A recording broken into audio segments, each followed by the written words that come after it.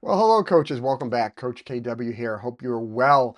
This is the second video in our Refresh 7v7 series. If you missed the first one, I kind of went over basically why I think the 2-3-1 is the one formation or structure to rule them all. In this video, we're going to talk about the positions, their roles, and their responsibilities. And hopefully we'll give you something within a sentence or two for each of your players. You can communicate what their job is on the field, because that's really what it's about, not the numbers or the shape on the field. And you can start playing this formation right after a practice or two. We'll also start blending that technical and tactical together, and I'll give you a tool that you can start with your teams right away once you've put them into a shape to stop them practicing with the ball and getting used to playing in this shape while being able to focus on those technical skills that'll need to be successful. So let's get into it. Please, if you haven't subscribed, hit the subscription button there, the bell if you want to get notified for next videos. Thumbs up if you like this one, and please, a lot of you share with your fellow coaches. I love that. You're just helping other coaches get better, and that's what we're all about here. So let's get into the video. Let's look at those positions, those roles and responsibilities, and then we'll take it from there. So let's start at the back with our positions. Obviously, our goalkeeper. Number one job, obviously, is keeping the ball out of the net. But also, it's really important to understand that just because the keeper has their gloves on doesn't mean their feet stop working. And especially U10, this player is playing out in the field at least half of the game and most practices, etc., etc. So it's important even early on to start to use them as an extra field player and to let them be part of the process of keeping the ball and moving the ball by playing back to them whenever that makes sense. So whenever a center back has their back to goal and they're at the halfway line and they're under pressure, it's an easy pass backwards to a keeper who's wide open that has 20 yards of space to keep the ball and now move it forward.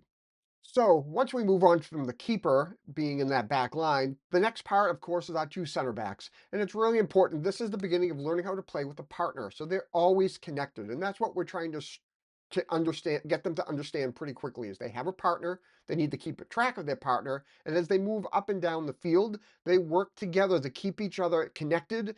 Their job obviously is to protect the front of the net. That's part of their primary job, right? But again, it's really an important part of the job of the center backs is to make sure they know where their partner is at all time.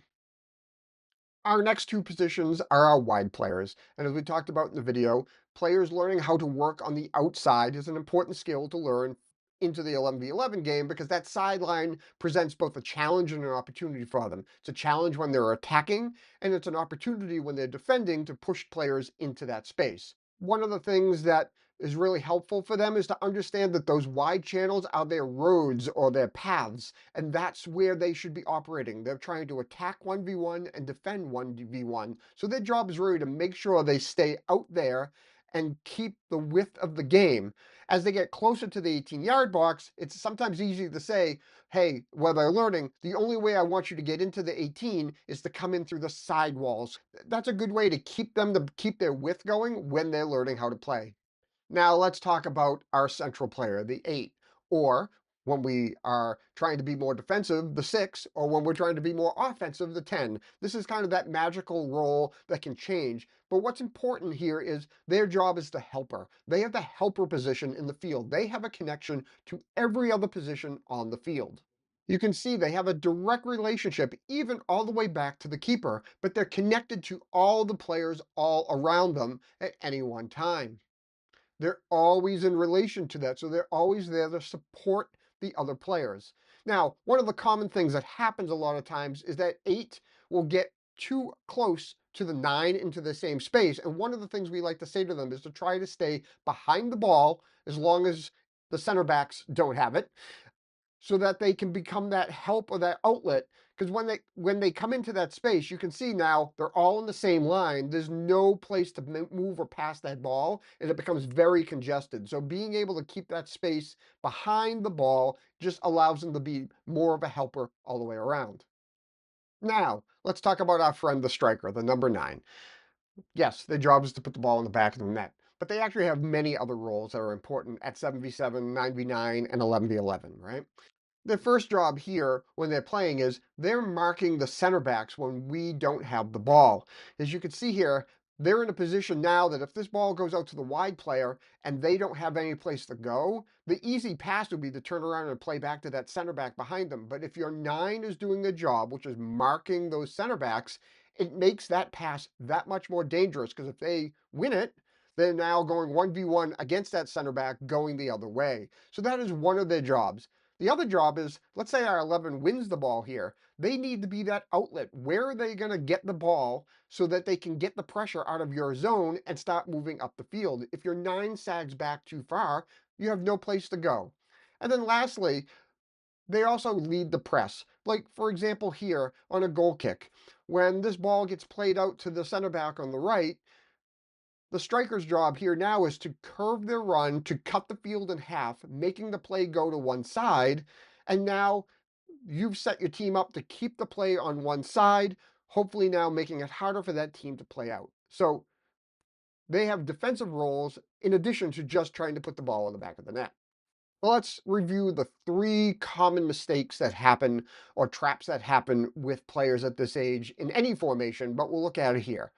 But the first one is that the game ends up getting played within the width of the 18. It gets extremely narrow because our players don't stay in their roads and everything happens in the middle and it's incredibly congested. So many 7v7 games I see in referee that happens all the time. Just by spreading out makes the whole picture easier for your team. The second thing I see too, which is a misguided conception, I think, by some coaches, is they never let their defenders and keepers move off the top of the 18. What that does, it leaves a giant space for the other team to operate in with no worry about being offside. So when that ball comes over the top, they have a free run of 10 or 15 yards at your center backs and keeper. It's a recipe for disaster. And the last one we talked about is if your striker doesn't stay up high to mark those center backs, when your team wins the ball, they have no place to go with it. There's no outlet. The pressure is right in front of your net, and there's nobody there. So you just kick the ball long. Those center backs get it and put it right back at you again. One of the phrases you might use with your kids is to say to them, hey, we are all connected by a rubber band. So when the whole team moves forward, when the ball moves forward, we all move forward together. That's an important concept because, again, you want from all the way to your keeper, all the way to the front line to move together and keep the gaps between each of the lines, keeper, defenders, midfield, and striker, to never get stretched. If you can do that, you maintain that structure and shape so that you have all sorts of options. When you're defending, you can become compact, and when you're attacking, you have options right, left, forward, and backwards at any one time. So you've got your team out in this shape. You've started to understand what the numbers are, the positions. How can you get them used to staying in those positions? But now getting those technical reps in, getting your players to pass and receive and move in a little bit more of a game-like thing. Well, my favorite exercise to do that you can do right away once you've got them in shapes is called positional rondo. And it's simply you put your team in your shape in a position. In this case, we're going to do it in our half of the field, so we have our keeper involved. And then we're going to add pressure. We're going to pass the ball around, and we're going to send somebody in from the green team to try and steal it. And as they get better, we'll send another player and another player until at a certain point, you'll be able to play this 6 or 7 versus 4 or 5 or even 6. And you'll be amazed how quickly your team can learn to keep the ball in a half of a field with that much pressure going on. So in this quick animation, you can see we've got one player in there. They're chasing it around. We'll throw another player in. We've got those channels in there if our wide players start coming in too much. If we need to, we can throw another player in and another player in. I'll throw in here a video clip of me doing this with my team, as a warm-up, and then I'll show you another one where we're just doing a little bit of a practice. But again, this positional rondo does so many things. It lets you get your team comfortable with the relationships between each other and their roles and responsibilities to help each other. And it also lets you then marry that technical component of how do we pass, how do we receive, how do we take our first touch, how do we move and play, how do we dribble, when do we pass, all those things, but you're doing it in their shape. So they start to connect those two things. Oh, I have to work better on my passing or receiving, and if I can get better at it, it makes it easier for me to do this thing with my teammate. That's the marriage of the two pieces together. Well, okay, coaches, I hope you found that useful. I hope that you've come away from that with a couple of sentences for each of the roles on your team so you can get your team into this shape and playing right away. It really can happen in a practice or two between giving them those roles and responsibilities, showing them those channels, and doing that positional rondo. You can really start to get them to understand it very quickly. And you're marrying the technical and tactical together, which is one of the most important tenets that I believe. As I mentioned before, those ropes, I have a whole pile here. This is one of these 100-foot ropes you can pick up at any home center. I'll put a link to maybe one or two in the description if you just like to order it online.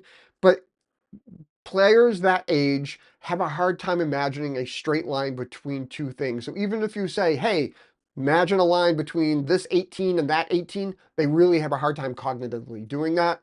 This solves it. Better than laying out 15, 20 cones to make a solid straight line. These are quick, easy, fast to put down. You don't have to stake them down. The kids will see them and stay away from them. When I first brought these out 8, 10 years ago, within a week or two, I had other coaches texting me, "Can I come by the house and borrow them?" Like, they're not that expensive. I told them to go to Home Depot and pick some up, but super handy to have around for this sort of thing. So now you've got a quick primer of how to set them up, where they should go, what their basic jobs are on the field, and a way to start practicing that right away. In the next video, what we're going to do is start working on the thing that's probably the most important skill to start working on, and that's playing out of the back. I don't believe in punting the ball almost until the second year of 9v9 because playing out of the back is so important to learn early while you still have a build out line and have a little bit of space to start, because once that build out line goes away, it becomes more and more fearful for your players. So start now. You're going to give up some goals. It doesn't matter. We'll start early. I promise you, even in third grade, in the first couple of practices, in 3 or 4 practices, you can start doing this in games and having some success. So we're going to start working on that in the next video. If you missed the first video when we talk about why we do the 2-3-1, go back and watch that. Make sure you subscribe, and hit the bell so you know when that next video is coming out in the series. And until next time, we'll see you on the fields. Bye-bye.